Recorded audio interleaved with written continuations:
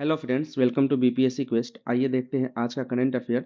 तो फ्रेंड्स, ये एक लिस्ट है करंट अफेयर का, टॉपिक्स का, जो आज हम लोग डिस्कस करने वाले हैं। फ्रेंड्स, अगर आपको ये वीडियो पसंद आता है तो लाइक और शेयर करें। साथ ही साथ इस वीडियो में हम लोग ने एक क्विज का अरेंजमेंट किया है जो कि आपको सेशन के लास्ट में देखने को मिलेगा। तो आइए शुरू करते हैं आज के करंट अफेयर के पहले टॉपिक के साथ।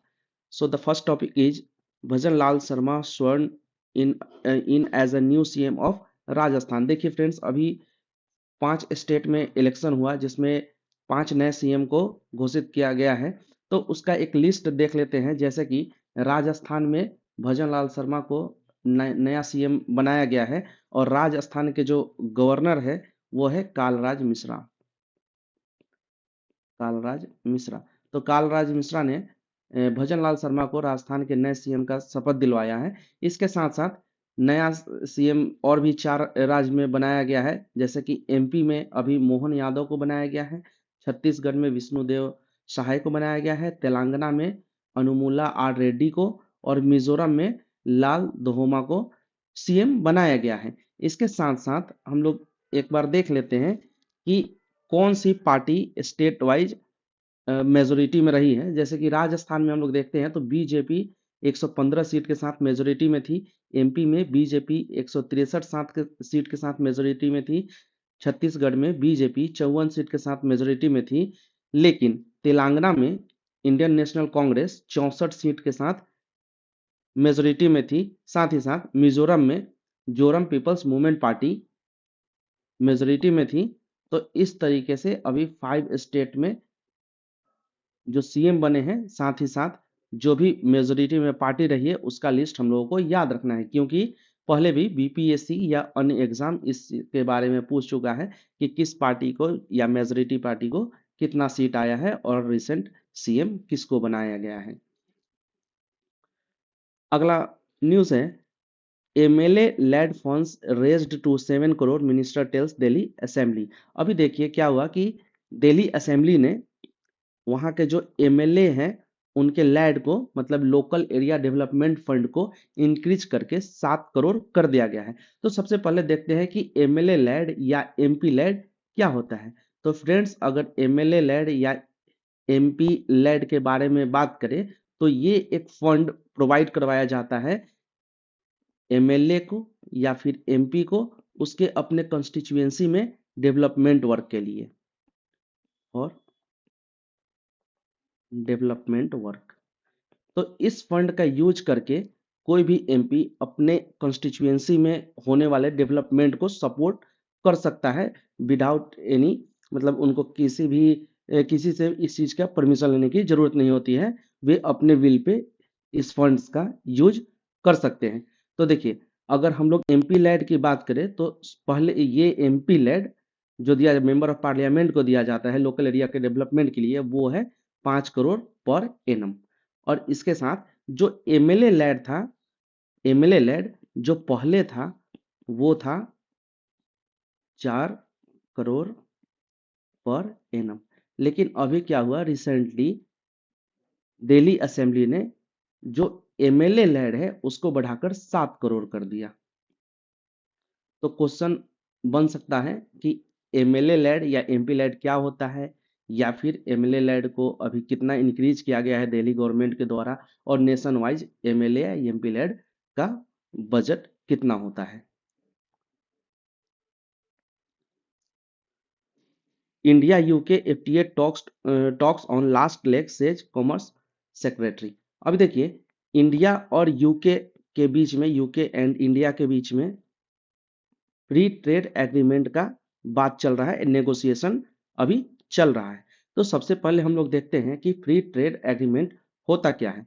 सो यहाँ हम लोग देखते हैं, और free trade agreement is an agreement between two or more countries where the countries agree on certain obligations that affect trade in goods or services, both important है ये point, and protection for the investor and intellectual property right among the topic। देखिए, किसी भी दो country के बीच में अगर free trade agreement होता है तो इसके थ्रू कोई भी गुड्स या सर्विस को बेचने के लिए या खरीदने के लिए, मतलब transaction of good and services के लिए वहाँ एक्स्ट्रा टैक्सेज नहीं देने पड़ते या कुछ टैक्स में उनको छूट दिया जाता है, तो इसे हम लोग फ्री टैक्स एग्रीमेंट बोलते हैं। अभी देखिए, फ्री टैक्स एग्रीमेंट का जो फायदा होता है, जैसे कि अगर मान लीजिए कि दो कंट्री के बीच में या ग्रुप ऑफ कंट्रीज के बीच में अगर कोई भी एफटीए साइन होता है, तो इससे क्या क्या बेनिफिट होता है, जैसे कि फॉरेन डायरेक्ट इन्वेस्टमेंट जो होता है किसी भी कंट्री का इंक्रीज होता है, कि मान लीजिए कि अगर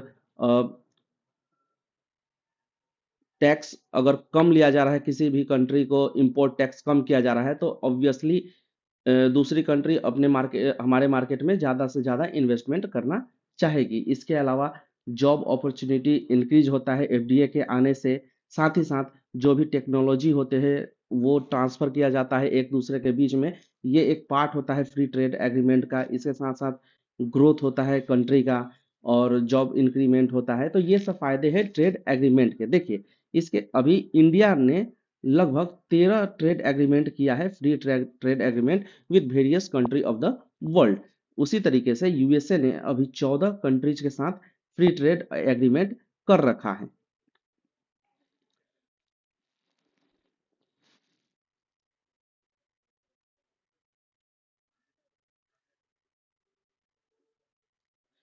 तो फ्रेंड्स, यहाँ एक मैप के थ्रू हम लोग देखते हैं कि फ्री ट्रेड एग्रीमेंट इंडिया का किस किस कंट्री के साथ है। तो ये है हमारा इंडिया। अगर आप देखेंगे तो ये जो ग्रीन कलर में है, ये जैसे कि कनाडा हो गया, यूके हो गया, इसके साथ न्यूजीलैंड हो गया।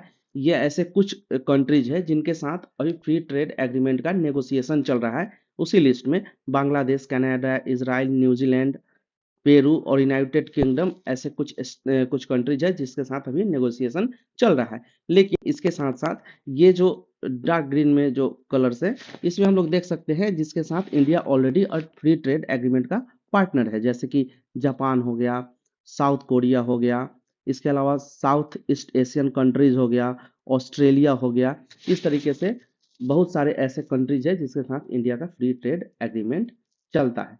तो अभी फिलहाल इंडिया का फ्री ट्रेड एग्रीमेंट के नेगोशिएशन किसके साथ चल रहा है, तो यूके के साथ अभी चल रहा है। इससे पहले ऑस्ट्रेलिया के साथ पिछले साल एक फ्री ट्रेड एग्रीमेंट हुआ था और इजराइल के साथ भी अभी अंडर नेगोशिएशन है और शायद एक ट्रेड एग्रीमेंट है भी। अगला देखते हैं कि नवादा के हर घर में गंगा जल पहुंचा, सीएम ने की शुरुआत। अभी देखिए, गंगा जल आपूर्ति योजना का शुरुआत कब किया गया था, 2022 में गंगा जल आपूर्ति योजना का शुरुआत किया गया था। इसको भी इनॉग्रेट किया था किसने, नीतीश कुमार ने ही इनॉग्रेट किया था। अब और ये कहाँ से इनॉग्रेट हुआ था 2022 में, तो ये राजगीर से इनॉग्रेट हुआ था। अब इसी कड़ी को आगे बढ़ाते हुए सीएम नीतीश कुमार ने अभी नवादा जिला में, देखिए स्टार्टेड इन अभी न्यूली, नवादा जिला में गंगा जल आपूर्ति योजना का शुरुआत किया। अभी देखिए, गंगा जल आपूर्ति योजना में क्या करते हैं कि जो अपना गंगा जी हैं उनका पानी रिफाइन करके दिया जाता है हाउस होल्ड को, मतलब कि लोकल अर्बन एरियाज में, ऑफिसेज में पानी drink as a drinking water supply किया जाता है। किसके पानी को, गंगा के पानी को रिफाइन करके। तो इसी योजना का शुरुआत अभी कहाँ से किया गया, नवादा से किया गया। कहाँ से, कादिरगंज से, कादिरगंज से किया गया। ये नवादा का ही एक सिटी है जहाँ से मुख्यमंत्री नीतीश कुमार ने इस योजना का शुरुआत किया गया। और इस योजना के अंतर्गत डेली 36 मिलियन लीटर वाटर को रिफाइन करके नवादा में सप्लाई किया जाएगा।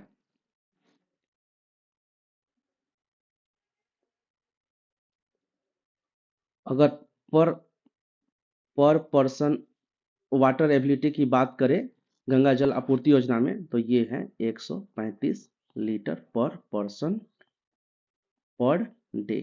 प्रतिदिन 135 लीटर पानी हर व्यक्ति को प्रोवाइड करवाया जाएगा। तो ये सारे इंपॉर्टेंट फैक्ट्स है इस योजना के। तो ये क्वेश्चन बन सकता है। बिजली की खपत 18 साल में 4 गुना बढ़ी। देखिए, पिछले पहले भी बीपीएससी पूछ चुका है कि पर पर्सन इलेक्ट्रिसिटी कंजम्पशन कितना है बिहार में। ये क्वेश्चन पहले बन चुका है। तो अभी नया डाटा आया है जिसमें बात किया गया है कि 329 unit per person electricity consumption Bihar में अब अचीव कर लिया गया है। तो ये एक इम्पोर्टेंट डाटा है जो हमें याद रखना है। अच्छा, इसके साथ साथ बिहार में अगर 2005 में जब नीतीश गवर्नमेंट आई थी, उस समय पर पर्सन इलेक्ट्रिसिटी कंजम्पशन था कितना, 75 यूनिट पर पर्सन, जो कि अभी इंक्रीज होकर कितना हो गया है 2023 में 329 यूनिट पर पर्सन। तो टोटल कितना, चार, लगभग क्रॉस फॉर 4 टाइम्स इंक्रीमेंट हुआ है इलेक्ट्रिसिटी कंजम्पशन में। तो ये हमें याद रखना है। विद्या चैनल के लिए वीडियो बनाने में सरकारी शिक्षक आगे। अभी देखिए, पीएम ई विद्या योजना एक आया था, एक योजना आया था, प्रधानमंत्री विद्या स्कीम, या इसी को पीएम ई विद्या योजना भी बोलते हैं। इसके अंतर्गत 200 चैनल स्टार्ट किया गया था। अब ये 200 चैनल स्टार्ट किया गया था एजुकेशन के क्वालिटी को इम्प्रूव करने के लिए, मतलब कि जो न्यू एजुकेशन पॉलिसी में बात किया गया था कि डिजिटल एजुकेशन को बढ़ावा देगा, उसी को अचीव करने के लिए प्रधानमंत्री ई विद्या स्कीम स्टार्ट किया गया, जिसमें हर राज्य सरकार को चैनल दिया गया कि उस पर वो वीडियो बनाकर सिलेबस से रिलेटेड अपलोड करे। तो बिहार को ऐसे में टोटल 4 चैनल बिहार को दिया गया, और इन चैनल का प्रॉपर नंबर है, नंबर हमें याद नहीं रखना है, लेकिन फिर भी बिहार को 63, 64, 65 और 66 नंबर का चैनल दिया गया, जिसमें 1 से 4 तक, फिर 5 से 8 तक, फिर 9th 10th का इस वाले चैनल पे, और 11 12 का 66 नंबर चैनल पे, मतलब कि वीडियो बनाकर अपलोड किया जाता है। तो इस वीडियो को बनाने में जो बिहार के शिक्षक है, सरकारी स्कूल के शिक्षक, वो सबसे आगे है, ऐसा बोला जा रहा है अभी। अभी देखिए, इस योजना का मोटिव क्या था, मतलब कि विद्या विद्या चैनल स्टार्ट करने का मोटिव क्या था, टू प्रोवाइड क्वालिटी एजुकेशन, और this is the part of PM e Vidya Yojana. अच्छा, एक इम्पॉर्टेंट पॉइंट हमें क्या याद रखना है कि ये जो योजना है, मतलब पीएम विद्या चैनल है, 1 to 12th के स्टूडेंट्स के लिए ये योजना वैलिड है। ऐसा क्वेश्चन पहले पूछा जा चुका है। इस पर सिलेबस के साथ साथ कॉम्पिटिटिव एग्जामिनेशन की भी तैयारी करवाया जाता है। संग्रहालय में रखा जाएगा बुद्ध का अस्थि कलश। अभी देखिए, एक बुद्धा सम्यक पार्क का कंस्ट्रक्शन चालू है, कहाँ, वैशाली में। तो वैशाली में यहाँ से ये एक फोटो आप देख सकते हैं। तो वैशाली से बुद्ध भगवान का अस्थि कलश को मतलब कि कार्पुलर आस को एसएच को यहाँ से खुदाई करके, मतलब कि निकाला गया था। उसके बाद में इसको रखा गया था कहाँ, पटना म्यूजियम में, पटना म्यूजियम में। लेकिन अभी चूंकि बुद्धा सम्यक पार्क वैशाली में निर्माणाधीन है, तो इसमें ही अभी बुद्धा का जो अस्थि कलश है, इसको यहाँ शिफ्ट किया जाएगा। अभी देखिए, बुद्धा का अस्थि कलश का खोज 1958 में एएस अल्टेकर ने किया था।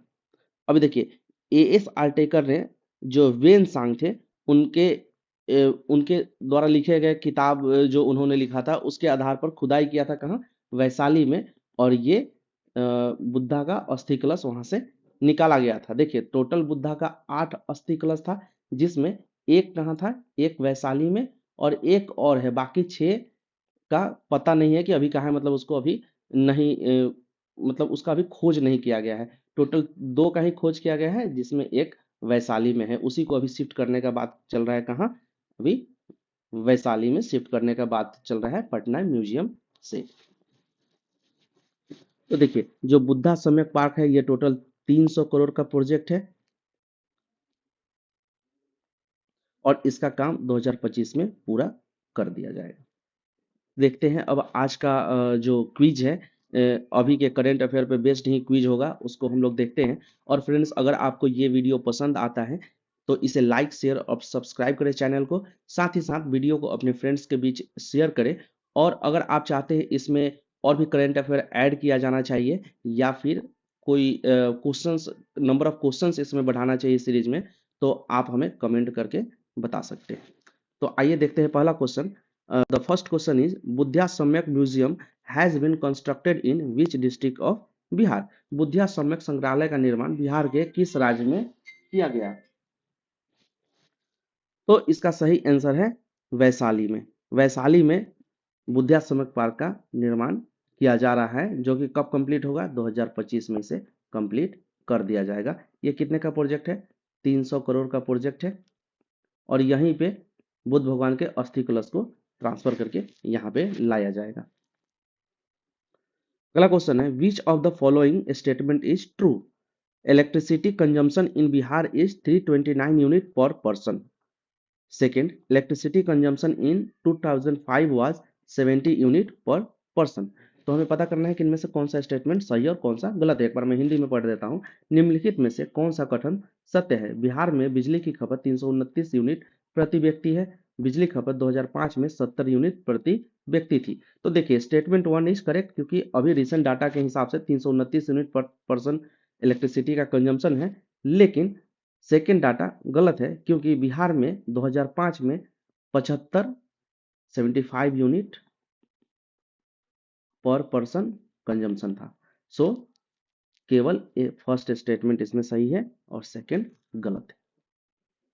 अगला क्वेश्चन है which of the following statement is correct about Ganga जल आपूर्ति योजना। गंगा जल आपूर्ति योजना के बारे में निम्नलिखित में से कौन सा कथन सही है? Scheme was started in Nawada recently. Scheme was inaugurated by Nitish Kumar. यहाँ हम लोग रिसेंट लिख देते हैं क्योंकि योजना स्टार्ट पहले हुआ था। तो देखिए फर्स्ट ऑप्शन भी सही है, क्योंकि नवादा में अभी इस योजना को स्टार्ट किया गया। कहाँ से? कादिरगंज से। कादिरगंज नवादा से। और योजना का उद्घाटन नीतीश कुमार ने किया। तो ये भी स्टेटमेंट सही है। So both statement are correct, hence option C is correct. अगला क्वेश्चन है which of the following statement is correct about MLA LAD. MLA LAD means MLA local area development fund. Second, MLA LAD in Delhi is raised up to 7 crore. MLA LAD के बारे में निम्नलिखित में से कौन सा कथन सही है? एमएलए लैड यानी विधायक स्थानीय क्षेत्र विकास निधि, दिल्ली में एमएलए लैड को 7 करोड़ तक बढ़ाया गया। तो एमएलए लैड का फुल फॉर्म ये सही है स्टेटमेंट 1। और अभी रिसेंटली दिल्ली में 7 करोड़ तक एमएलए लैड को बढ़ा दिया गया है। So both statements are correct. So friends, अगर आपको वीडियो अच्छा लगे तो चैनल को लाइक, शेयर और सब्सक्राइब करें। इसके साथ साथ अगर आपको इस वीडियो का पीडीएफ चाहिए तो आप हमें बीपीएससी क्वेस्ट पे फॉलो करें। ये हमारा टेलीग्राम चैनल है। यहाँ पे वीडियो के पीडीएफ को अपलोड कर दिया जाएगा। साथ ही साथ जो भी इंफॉर्मेशन है आप यहाँ से ले सकते हैं। इसका लिंक हम आप लोगों को डिस्क्रिप्शन में प्रोवाइड करवा देंगे। और अगर आप चाहते हैं कि नंबर ऑफ क्वेश्चंस इंक्रीज किए जाए तो हमें कमेंट करके आप बता सकते हैं।